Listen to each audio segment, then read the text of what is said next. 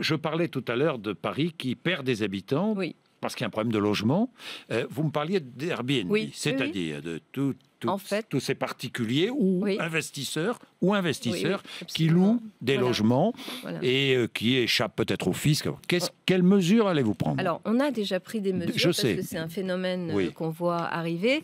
Ce phénomène est surtout très fort dans le centre de Paris. On sait qu'il y a environ 20 000 logements qui sont partis dans ce type de location. Moi, j'ai souhaité qu'on ait une position qui soit une position équilibrée. Qu'il y ait des particuliers qui louent de temps en temps leur appartement quand ils partent en vacances ou une chambre. Bon, voilà, ça met un peu de beurre dans les épinards. Il faut que ce soit, bien sûr, transparent, que les services fiscaux sachent que c'est un revenu et que, comme tout revenu, ça doit être, bien sûr, transparent et soumis à l'imposition.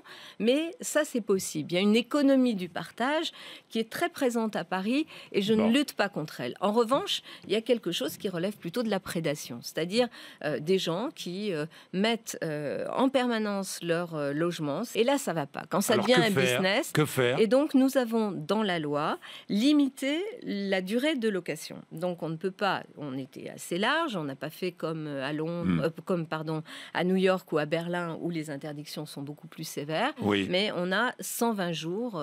Pas plus. Pas plus. Et une transparence, c'est-à-dire une possibilité, enfin, en tous les cas, un numéro, un permis de louer qu'on veut mettre en place et qui permet d'identifier ce qui est fait. Ça, c'est, je pense, une bonne démarche.